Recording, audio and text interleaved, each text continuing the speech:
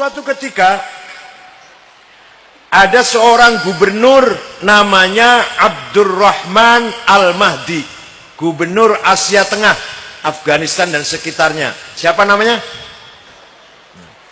Kirim surat kepada Imam Syafi'i. Gubernur kirim surat pada Imam Syafi'i. Imam Syafi'i itu nama lengkapnya Abdullah bin Idris bin Uthman bin Abbas bin Syafi' bin Musayyab bin Ubaid bin Abdul Yazid bin Abdul Muttalib. Jumpa dengan Nabi Muhammad di Mbah Abdul Muttalib. Lahir tahun 150, wafat tahun 204 Hijriah. Jadi usianya Imam Syafi'i itu 54 tahun. Masih tua saya 59. Imam Syafi'i namung 50 sekawan. Jadi ono wong wonten tiang yang usianya pendek tapi jembar, ombo. Ono wong usianya dowo tapi ciut. Lumayan kanggo suara pilkada, satu suara lumayan lah. Syukur-syukur ya dowo ya ombo niku syukur niku. Usianya panjang, ilmunya kathah, jasanya kathah. Niku sing luar biasa niku. Gubernur kirim surat pada Imam Syafi'i, begini bunyinya, Syekh, saya ingin bertanya. Coba gubernur niki kirim takon kali kiai. Saya ingin bertanya, bagaimana agar saya paham agama Islam yang benar? Paham agama Islam yang benar. Imam Syafi'i memanggil muridnya bernama Rabi' bin Sulaiman Al-Muradi. Rabi' sini ada surat dari gubernur. Ayo naktub ar-risalah. Ayo kita nulis surat membalas gubernur. Ambil kertas, ambil pulpen. Imam Syafi'i ngendikan, imla, dikte, Rabi' menulis. Akhirnya suratnya Imam Syafi'i, Ar-Risalah lil Imam Syafi'i, berjumlah 300 halaman. Muga-muga ono kiai Trenggalek nggawe surat 50 halaman. Imam Syafi'i ndamel surat pinten halaman? 300. Itulah yang nanti terkenal dengan kitab Ar-Risalah lil Imam Asy-Syafi'i. Surat Imam Syafi'i. Itulah awal mula ada ilmu yang dinamakan usulul fiqh. Sebelum ada Imam Syafi'i, belum ada ilmu namanya usul fikih. Walaupun secara praktek sudah berlaku. Tapi khusus ilmu namanya usul fikih belum ada sebelum suratnya Imam Syafi'i. Nah isinya bagaimana? Kalau saya terangkan singkat saja. Kalau rinci 2 tahun, 4 semester kalau rinci. Isinya surat begini. Gubernur, Pak Gubernur, kalau Bapak ingin paham agama Islam yang benar, maka harus paham, pertama harus paham bayan ilahi. Apa? Penjelasan dari Allah, yaitu Al-Qur'an. Panjenengan harus paham Al-Qur'an. Tapi ayat-ayat Al-Qur'an itu tidak satu model, tidak satu tipe, berbagai macam model. Ada ayat muhkamah, ada ayat mutasyabihah. Muhkamah yang jelas dilalahnya, jelas maknanya, tegas maknanya, jelas dan tegas. Yang mutasyabihah masih remeng-remeng, masih harus ditakwili dan ditafsiri. Disinilah terjadi perbedaan pendapat para ulama dalam ayat mutasyabihah. Oleh Imam Syafi'i dijelaskan contoh-contohnya. Kalau mau tahu, baca sendiri risalahnya. Yang kedua, ada ayat mutlaqah absolut, ada ayat muqayyadah terikat, ada ayat ammah general, ada ayat khosoh spesial, ada ayat maknanya hakiki realistis, ada ayat maknanya majazi metaforis, ada ayat nasikhoh yang mendelit ayat yang sebelumnya atau ayat yang lain, ada mansukhoh yang didelit, dihapus. Paham betul? Kalau ingin paham betul, baca sendiri risalahnya, dibaca di Pesantren Sulaiman ini oleh kiainya. Hadirin yang saya hormati, nah kata Imam Syafi'i, kalau sudah mengenal ayat-ayat seperti itu masih belum paham agama Islam yang benar, maka pindah kepada bayan nabawi, penjelasan Nabi, penjelasan dari Rasulullah Sallallahu Alaihi Wasallam, namanya hadis. Tapi hadis tidak satu tipe, hadis tidak satu kualitas. Ada hadis mutawatir, marwahu jam'un an jam'in la yuhtamalu fihil kidbu wal khata'. Hadis yang diriwayatkan oleh generasi dari generasi, yang tidak mungkin salah dan tidak mungkin bohong. Ada lafdzon wa maknan, ada maknan la lafdzon. Itu namanya mutawatir. Yang kedua ada hadis masyhur, hadis terkenal, sebawahnya mutawatir. Yang ketiga hadis aziz, hadis yang punya nilai, hadis yang baik, punya nilai. Yang keempat hadis ahad, hadis yang rawinya individual, 1-2 orang. Kalau sudah paham hadis dengan berbagai macam kualitasnya, masih belum mendapatkan pemahaman terhadap agama Islam, masih belum yatafaqahu fiddin, maka pindah pada bayan akli. Akal harus dipakai, akal harus digunakan. Quran sudah, hadis sudah, masih belum paham secara benar, akal harus digunakan. Akalnya ulama, bukan akalnya potongan sampean nangguri dulu. Bukan akalnya saya, bukan. Nah, bayan akli ini, pemahaman akal ini, kalau melalui musyawarah, melalui diskusi, musyawarah, tukar pikir, kemudian menghasilkan hukum ijma' qauli dan ijma' sukuti. Qiyas ada 9 macam. Qiyas ada 9 macam. Qiyas aulawi, burhani, istiqra'i, mantiki, jadali, tamthili, ikna'i, khitobi, dan syi'ri. Itu qiyas macamnya ada 9. Kepengen paham, moco dewe nari salah. Ini kulo namun cerita sekilas mawon.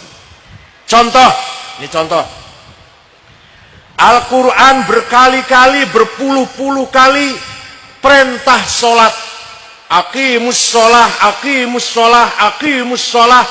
Tapi Quran tidak menjelaskan namanya sholat itu apa. Jenenge opo sholat sing wajib iku lho. Mboten wonten teng Quran.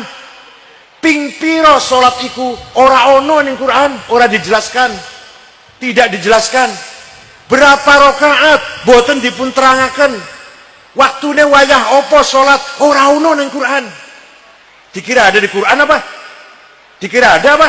Kelihatan sekali nggak pernah ngaji sing ngomong. Kalau yang ngomong semua ada di Quran berarti nggak pernah ngaji. Paling-paling pesantren kilat 2 minggu. Jenggot tok sing dawa iku paling.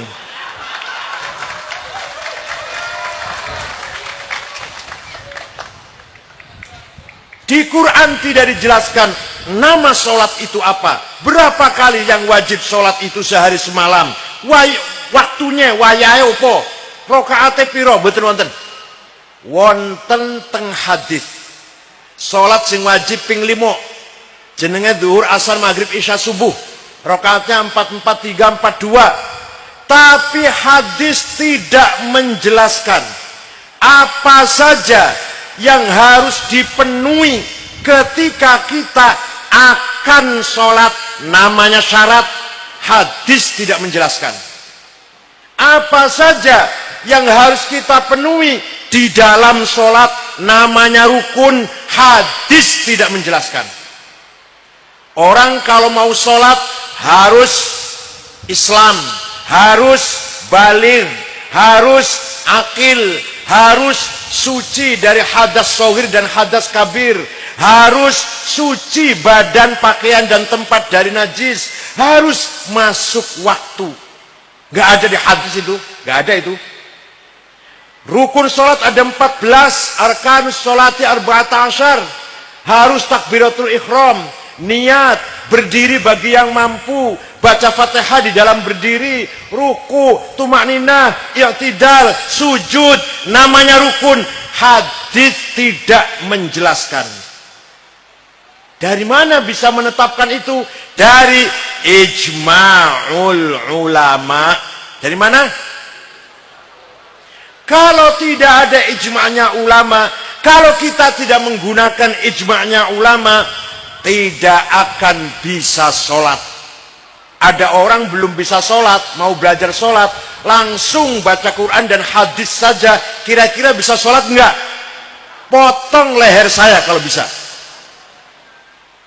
Ada orang belum pernah wudhu, langsung dari Quran hadis saja praktek wudhu. Ada orang belum pernah haji, begitu mau berangkat ke Arafah dari hotel, tidak ikut mutawif, tidak ikut pembimbing, cari di Quran hadis, Arafah itu ke utara apa ke timur, berapa kilo, ada nggak di Quran hadis itu? Tidak ada, goblok.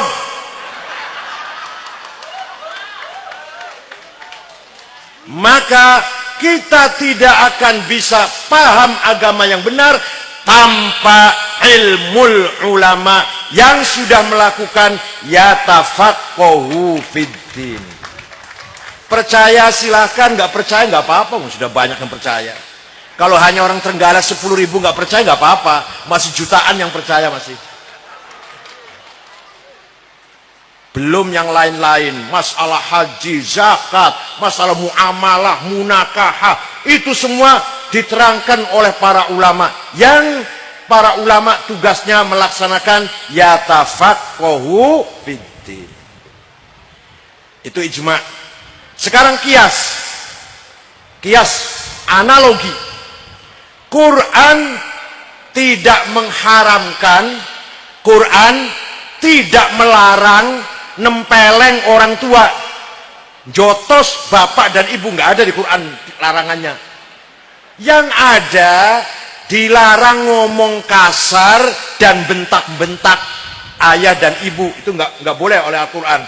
Wala taqul lahuma uffiw wala tanharhuma. Kamu jangan ngomong kasar kepada ayah dan ibu dan jangan bentak-bentak kepada ayah dan ibu.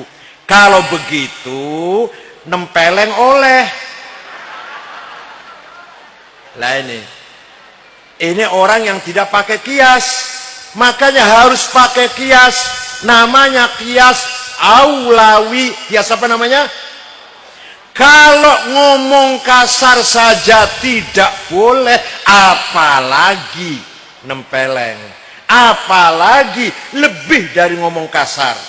Apa itu meludah, apa itu nempeleng, nyakitin, lebih dari ngomong kasar, lebih haram lagi, lebih dilarang lagi. Namanya kias apa? Aulawi. Di Quran tidak ada larangan zina. Yang ada jangan dekat-dekat dengan zina. Nek ngono, wala taqrabuz zina, jangan kamu dekati zina itu. Innahu kana fahisyatan wa sa'a sabila. Nek ngono oleh. Kalau dekat-dekat saja tidak boleh, apalagi zinanya. Ini namanya kias apa namanya? Aulawi. Ada kias burhani. Kias berdasarkan fakta. Apa? Sabu-sabu, ganja, ekstasi, heroin, narkotik, narkoba tidak ada di Quran dan hadis muter wonten. Yang ada di Quran haram itu khamr. Kalau gitu sabu-sabu boleh.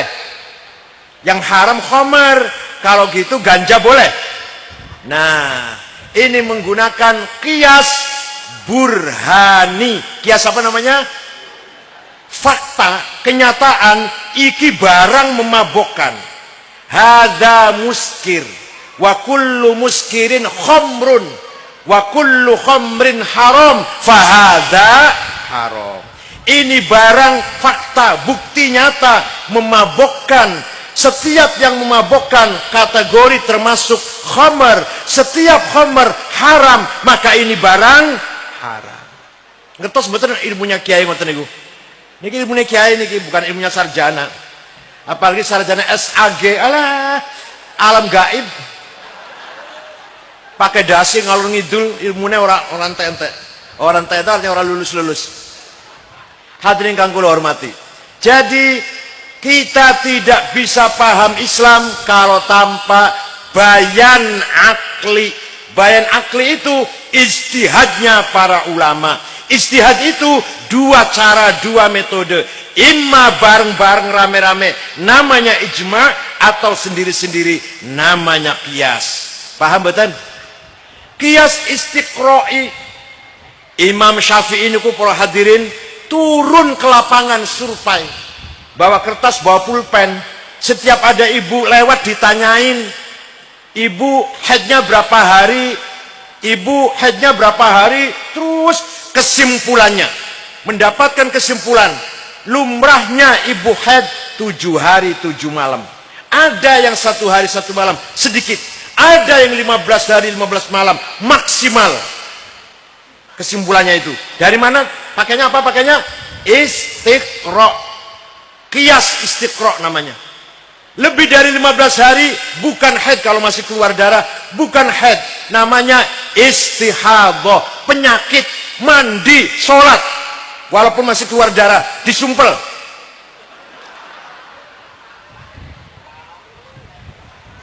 Kalau nifas berapa hari bu? Kalau nifas berapa hari bu? Setiap ibu lewat ditanyain.